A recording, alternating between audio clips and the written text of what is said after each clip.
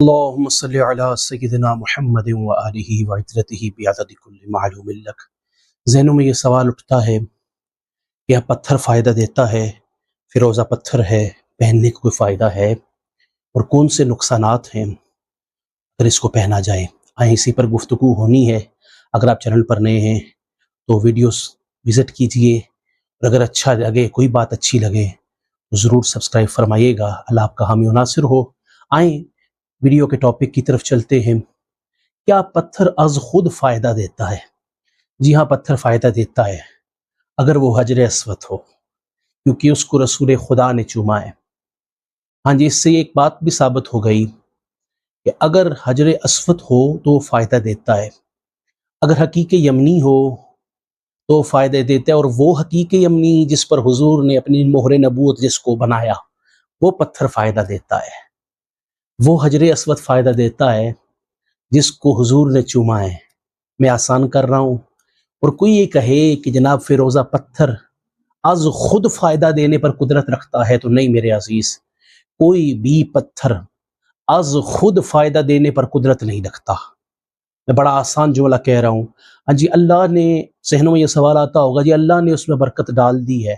یہ کہا جاتا ہے، بعض لوگ یہ بات کہتے ہیں کہ اگر فیروزہ پتھر پہنا جائے تو درد، جو مختلف درد ہیں، اگر اس درد کی نیت سے پہنا جائے تو وہ درد ختم ہو جاتا ہے۔ اب یہ ہے اعتقاد کی بات۔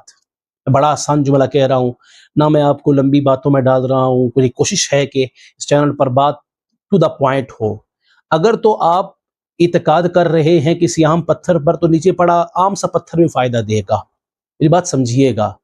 تو میرے عزیز، اگر تو یہ بات ہے، آپ سمجھتے ہیں کہ جناب وہ جو فیروزہ کے بارے میں کہا جاتا ہے کہ یہ درد کی راحت کرتا ہے، تو ٹھیک ہے، کچھ میکینزم کہہ لیں یا آپ کی نظریت کے مطابق کہہ لیں تو ٹھیک ہے جناب، وہ پتھر آپ کا درد ختم کرتا ہے، مگر از خود پتھر درد ختم کرتا ہے، پھر بات وہیں پر آ گئی۔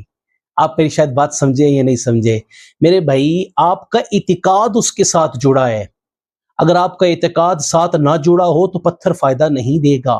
اگر آپ، میں آسان کرتا ہوں، پاکستان کے کسی بھی عامل کے پاس چلے جائیں، کسی بھی عالم کے پاس چلے جائیں، کسی بھی پیر کے پاس چلے جائیں، اگر آپ کا یہ اعتقاد ہے کہ فلاں بندے کے پاس جاؤں گا تو میں ٹھیک ہو جاؤں گا، جناب آپ ٹھیک ہو جائیں گے، کوئی شک نہیں ہے، کیونکہ مائنڈ کی فریکوینسی اس زاویے پر سیٹ ہوتی ہے کہ ہم جناب فلاں شخص کے پاس جائیں گے تو ہم ٹھیک ہوں گے۔ تو یہ مائنڈ سیٹ ہی ہے کہ جناب پتھر فائدہ دیتا ہے، فیروزہ فائدہ دیتا ہے، فیروزہ از خود فائدہ نہیں دیتا۔ اور یہ بات منسوب کرنا، میں حیرت میں مبتلا ہوں ایسے عاملین پر، ایسے لوگوں پر۔ وہ عاملین ہی ہیں، اور یہ بیچنے والے، پتھر بیچنے والے ہی فائدے کا بتاتے ہیں، اور کہتے ہیں، مارکیٹنگ کے لیے یہ جملہ کہتے ہیں کہ یہ رسول خدا سے منسوب ہے۔ میرے عزیز، اگر رسول خدا سے منسوب ہوتا تو رسول خدا بتا کر جاتے۔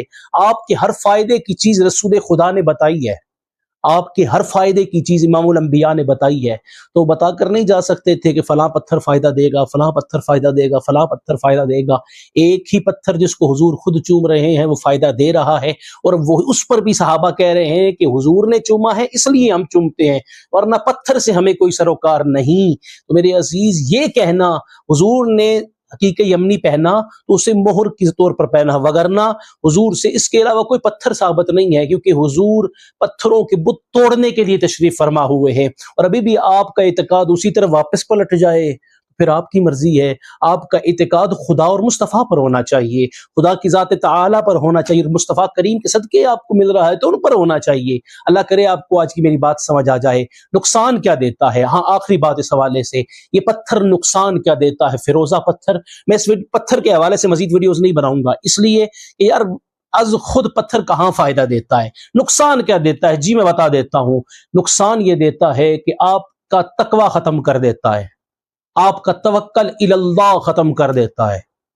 جی ہاں جناب، آپ سوچ رہے ہیں کیسے ختم کرتا ہے؟ نا میرے بھائی، آپ کا توکل پتھر پر ہو گیا، یہ پتھر پہنوں گا، میرے ہاتھ میں آئے گا، مجھے بیماری سے شفا ہو جائے گی۔ آپ کا توکل اللہ پہ نہ ہوا کہ اللہ مجھے شفا دے دے گا۔ اللہ پتھر کے بغیر شفا نہیں دے سکتا۔ اللہ کوئی اور اچھا یہ وسیلہ اگر آپ کہیں گے آپ کے ذہن میں اب یہ سوال کلک کرے یا وہ شیطان جو ہے وہ بہکاوے میں ڈالتے ہوئے آپ کے ذہن میں یہ سوال انسرٹ کر دے کہ جناب نہیں وہ ایک وسیلہ ہے، وسیلے کا انکار میں نہیں کروں گا، کب تویل ہی وسیلہ قرآن میں رب فرماتا ہے میری بارگاہ میں وسیلہ لے کر آؤ، مگر وسیلہ یہی رہ گیا ہے، قرآن وسیلہ نہیں ہے۔ قرآن کو تو آپ نے اوپر والے خانے میں رکھ دیا ہے کہ جناب اس کو پڑھیں گے ٹھیک ہے، جب ضرورت پڑے گی پڑھ لیں گے، حالانکہ قرآن سارے کا سارا شفا ہے۔ انشاءاللہ آپ چینل پر ویڈیوز دیکھیں گے قرآن کی کون سی صورت سے آپ کون سا فائدہ لے سکتے ہیں، آپ خود اپنا علاج کر سکتے ہیں۔ کوئی مریض ہے جناتی اپنا علاج خود کر سکتا ہے، کوئی سحر کا مریض ہے اپنا علاج خود کر سکتا ہے، کوئی جناب کسی اور مرض میں مبتلا ہے اپنا علاج خود کر سکتے ہیں۔ میرے عزیز آپ کو کسی سے محبت ہے اور آپ چاہتے ہیں جائز محبت ہے اور آپ چاہتے ہیں وہ مل جائے، آپ علاج کر سکتے ہیں۔ اس سیریز کا آغاز ہو چکا ہے، انشاءاللہ تبارک الرحمن آپ وہ سیریز دیکھیں گے، مجھے امید قوی ہے کہ آپ پرسکون ہو جائیں گے۔ اللہ تبارک و تعالی آپ کا حامی ناصر ہو۔ چینل وزٹ کرنا اور آپ کی مرضی، آپ سبسکرائب فرمائے نہ فرمائے، بس یہ دعا ہے، اللہ آپ کا حامی ناصر